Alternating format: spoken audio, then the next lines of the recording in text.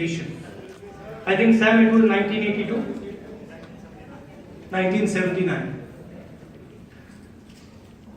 I think you came again in 1982. So he came in 82 and I was 12 years old, and in the morning my father told me that there's a presentation and you have to come.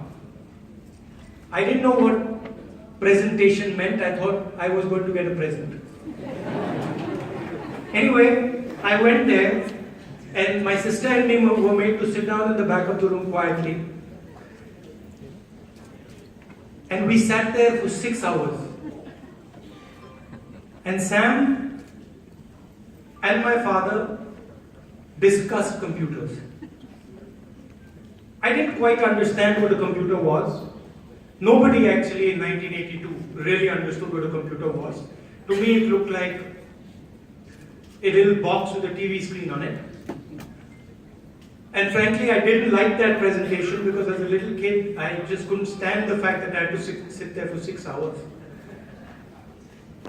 And 4 or 5 years later,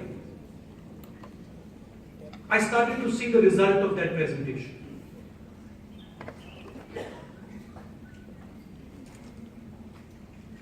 There were typewriters in the Prime Minister's office, and everybody wanted to use a typewriter. And Sam and my father said to the Prime Minister's office that we have to move to computers. And everybody said, no, we like our typewriters, we don't want computers. So in Sam and maybe my father's typical style, they said, fine, you can keep your typewriters. But what we are going to do is we are going to replace them with computers for 1 month. And after 1 month, we will give you your typewriters back. They gave them the computers for 1 month. And then after 1 month, they said, okay, now we are bringing your typewriters back. And everybody started to fight, no, we don't want our typewriters back, we want the computer. Ideas take time to travel into India.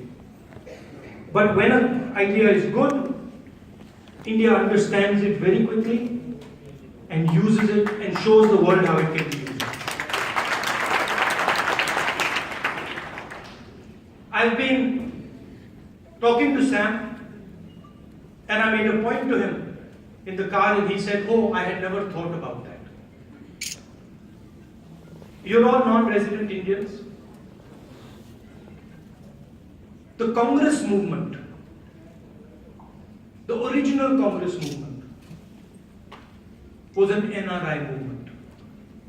Mahatma Gandhi was an NRI. Jawaharlal Nehru came back from England. Ambedkar, Azad, Patel, these were all NRIs. Every single one of them went to the outside world, saw the outside world, returned back to India, and used some of the ideas that they had got and transformed India. I'll go even further. The biggest success in India, our friends in the BJP say nothing happened, but one of the biggest successes in India, the milk that most of India drinks, it was a man called Mr. Kurian. He was an NRI. He came back from the United States and he transformed India. Sam is another example. And there are thousands and thousands of examples that we have not recognized. So before I even get into the depth of my speech, I want to tell you that I went from San Francisco to Los Angeles, to Washington, to New York. I addressed people in Berkeley, in Princeton. And wherever I went, you made me feel proud to be an Indian.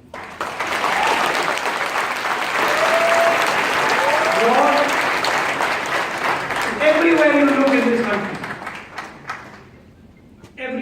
in this country, there is an Indian person working for America, working for India, living peacefully and building this country and our country at home. So I would like to start by telling you that you are actually the backbone of our country.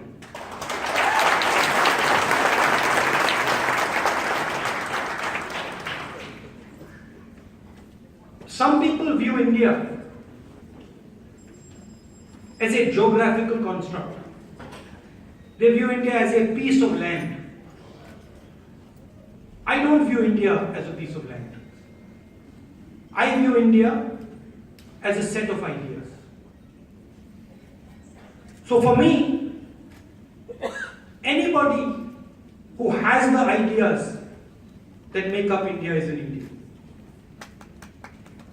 We have many religions in our country. We have many different languages in our country. Every single one of them lives happily together.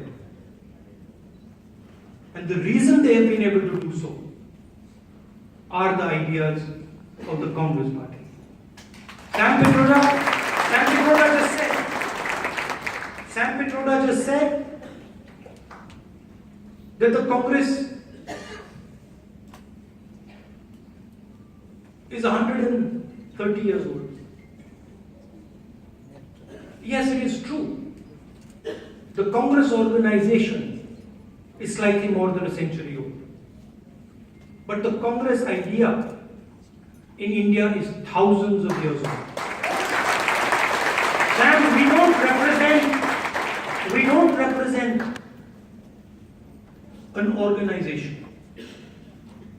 We represent a philosophy that is thousands and thousands of years old.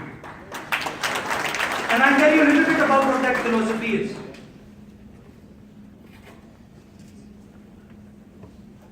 What did Gandhiji actually fight for? What was our freedom movement about? What did Mr. Kurian do? What did Sam Pitroda do? And what do thousands of NRIs do? They stand up for the truth. It doesn't matter what is standing against them. When they believe in something and they are convinced that that is the truth, they stand up for it and they pay the price for it. That is the Congress idea. I had a lot of conversations in my trip. I met a lot of people in the administration. I met people from both Democratic and Republican parties. I met many friends,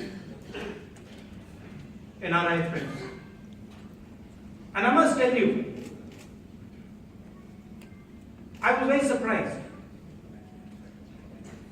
Because before I could even tell them what I was feeling, before I could even tell them what I was worried about, they told me exactly the same thing. And the single biggest thing most people told me,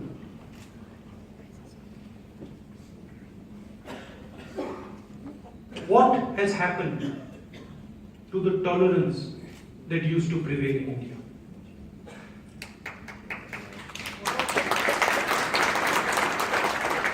What has happened to the harmony in India? There are a couple of challenges that India is facing. The single biggest challenge, and I'll give it to you in numbers, 30,000 youngsters come into the job market every